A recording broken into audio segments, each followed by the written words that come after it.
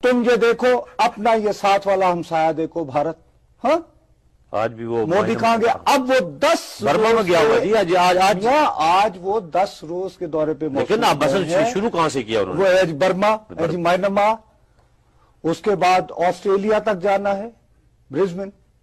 मसला मैं ये कह रहा हूं, और उसमें बैनुल अक़वामी कॉन्फ्रेंसेस भी शामिल हैं। वो शख्स 10 दिन तक भारत से बाहर रहेगा, और वो जहाज भर के उसमें बिजनेसमैन भी लेके जा रहे हैं, उसमें सहाफी भी हैं। हमारे यहाँ जो सहाफी साथ जाएंगे वो लिफाफे वाले हैं, उन्हें खरीद लिया गया है, वो कौमी सरमाए के बलबूते पर अय्याशी कर रहे हैं, गैर मुल्कों में जाकर जो है वो जिंदगी अपनी रंगीन कर रहे हैं, और कंटेनर पे बैठा हूं। वो जाते। ये जो बातें हैं, हमें जरा थोड़ा सा अपने आप को, मैं तुम्हें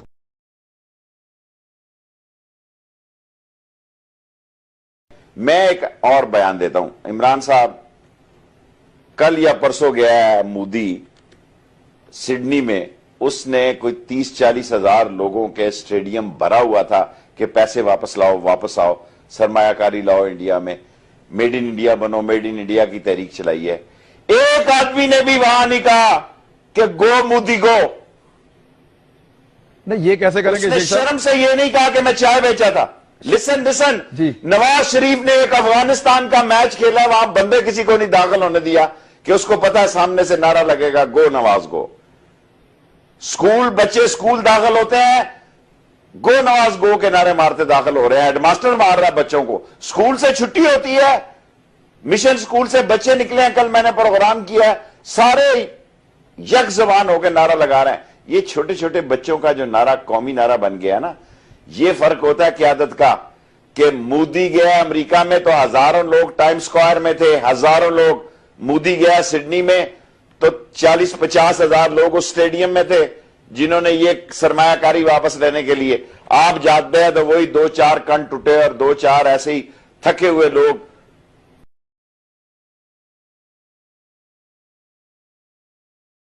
ठीक है, प्रणब जोशी ने यूएसए से हमें ईमेल भेजी है, कहते हैं कि मोदी ने अपने मुल्क में सफाई की एक मुहिम शुरू की है, तो पाकिस्तान भी क्यों नहीं शुरू करता? अच्छा, फिर हिंदुस्तान में क्या हो रहा है, वहां कितना गंद है, कितनी सफाई है।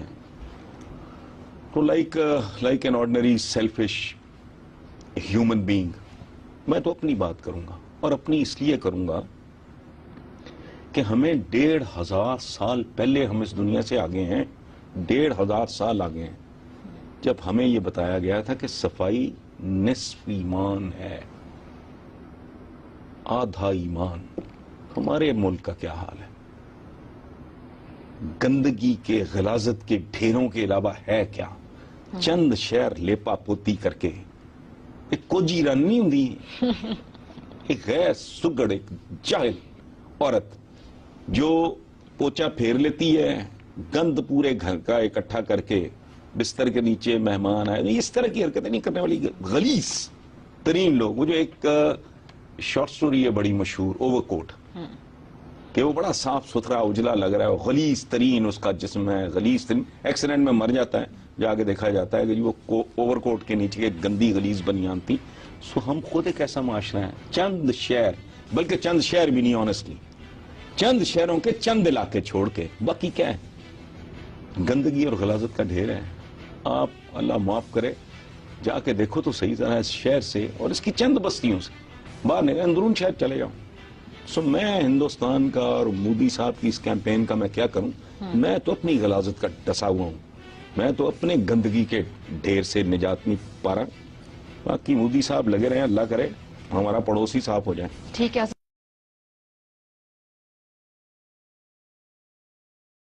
अच्छा, दूसरी जो बात सार्क कॉन्फ्रेंस के हवाले से मुख्तसर बात करूं, सार्क कॉन्फ्रेंस नाकाम हो गई। सार्क कॉन्फ्रेंस मुकम्मल तौर पे एक आप समझें कि बदतरीन नाकामी से दोचार हुई। किस तरह से नाकाम? इस तरह से नाकाम हो गई कि वहां पे इंडिया और पाकिस्तान के जो वज़राए आजम हैं, मोदी साहब, एक तो मोदी साहब इंग्लिश में स्पीच की, एक तो मुझे आज बड़ी खुशी हुई सुन के कि मोदी साहब के मुंह से पहली दफा आज مطلب میں نے پتہ نہیں کتنی دفعہ سنا ہوگا, میں نے اپنے 2-3 انڈین دوستوں سے فون کیا, میں نے کہا کہ مودی صاحب سے انگلش سنیے, کہتے ہیں ہم خود پہلی بار سن رہے ہیں. مودی صاحب نے آج انگلش میں اسپیچ کی. ایک تو یہ مبارک کو بہت, مودی صاحب انگلش میں یونائٹڈ نیشنز میں انہوں نے خطاب کیا تھا تو بھی ہندی میں ہر جگہ, وہ پہلی دفعہ انگلش بول رہے ہیں آج. چلیں جی مبارک کو. دوسری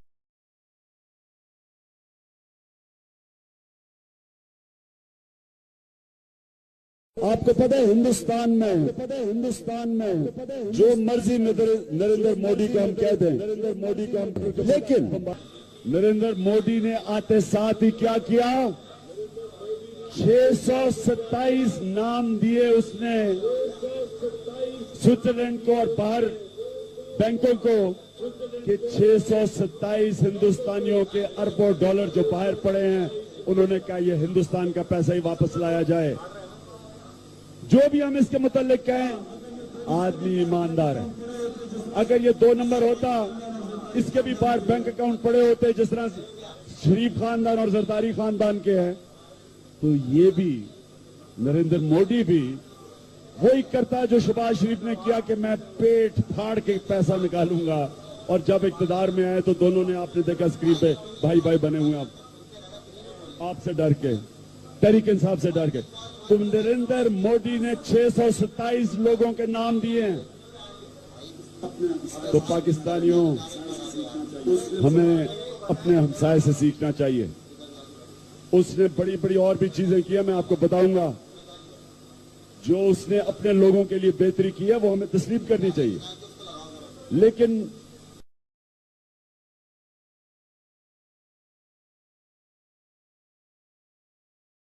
جنرل صاحب کو شامل گفتگو کرنا چاہوں گا. جنرل صاحب یہ جو بات کر رہے تھے سیفران انڈیا کی, کشمیر الیکشن پہ آتے ہیں تھوڑی دیر میں, لیکن یہ جو بات ہو رہی تھی اور جو انہوں نے, جیسے امتیاز صاحب کہہ رہے تھے کہ جتنا ووٹ ملا اور شاید یہ اسی کے تسلسل چلا رہا ہے بابری مسجد کا, اور جیسے انہوں نے خوشونت سنگھ کا ایک حوالہ دیا ان کا, اور انہوں نے جو کتاب لکھی اور کہا کہ انتہا پسندی بڑھ رہی ہے. تو آپ کے خیال میں اب یہ مودی سرکار آئی, کیا یہ وہی انتہا پسندی کا ٹرکل ڈاؤن افیکٹ ہے یا نہیں؟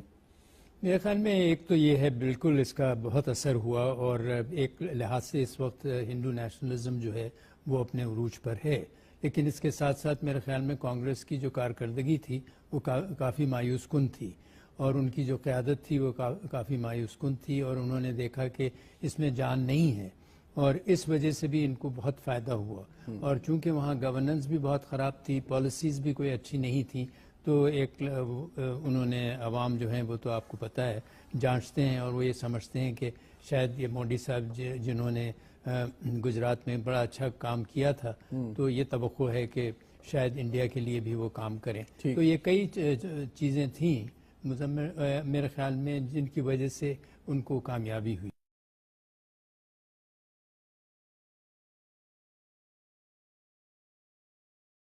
یہ ہماری اندرونی کمزوری ہے جس کے تحت ہماری حکومت کی آواز باہر نہیں پہنچ سکتی. جب لوگ, عوام آپ کے پیچھے کھڑے ہوں گے, آپ کے قد میں اضافہ ہوگا, آپ کی آواز مضبوط ہوگی.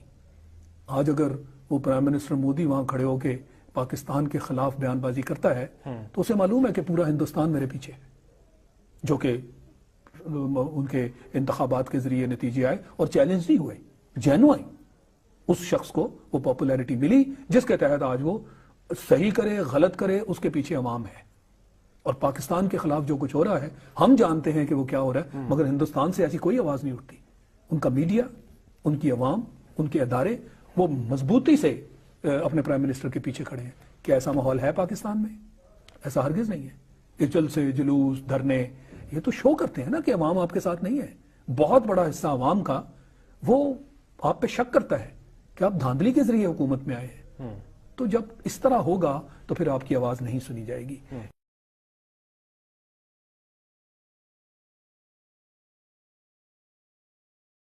ایک سٹیٹمنٹ گزری تھی کہ مجھے یہ کہتے ہوئے فخر محسوس ہوتا ہے کہ میں اس ملک میں رہتا ہوں جس کا صدر جو ہے وہ ایک باورچی کا بیٹا ہے اور ایک چائے بیچنے والا وزیر اعظم ہے. نہیں, پریزیڈنٹ اوباما نے کہا تھا کہ ہم دونوں ایسے ملکوں سے ہمارا تعلق ہے جن میں سے ایک میں وہ صدر ہے جو جس کا باپ باورچی تھا, اور دوسرے میں وہ پرائم منسٹر چائے ہے بیچنے والا جو ٹھیک ہے. میں نے لکھا تھا کہ میرے نزدیک انڈیا کا جو دورہ تھا پریزیڈنٹ اوباما کا, اس کا یہ نچوڑ ہے.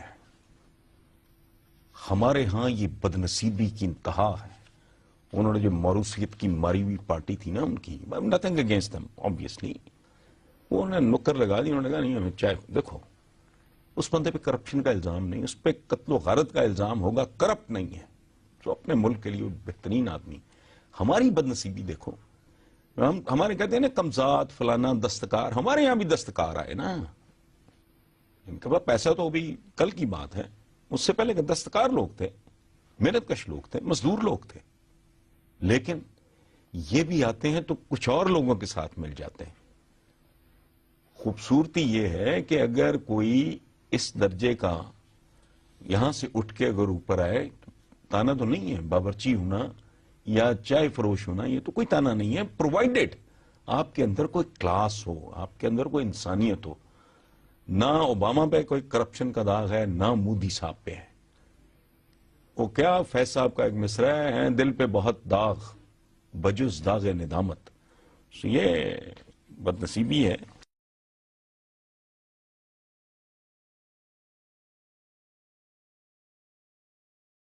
اور یہ دنیا کے کسی ملک میں تصور نہیں ہے.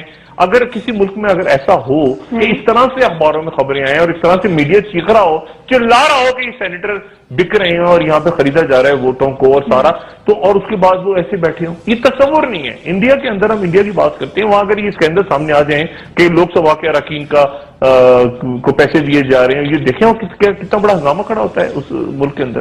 اور ابھی کسی نے مجھے SMS کیا کہ آپ یہ نریندر مودی کے کپڑوں کی نیلامی کے بارے میں کہیں. نریندر مودی ہمیں جیسا بھی لگے اپنے ملک کے اندر جا کے دیکھیں, اس کی بہت عزت ہے.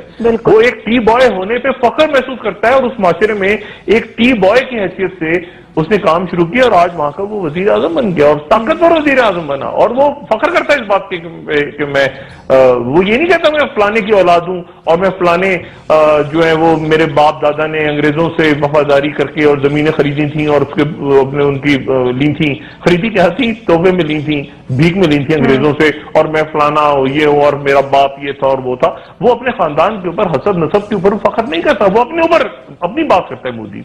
تو بات یہ کہ آپ کے ہاں وہ لوگ نہیں ہیں.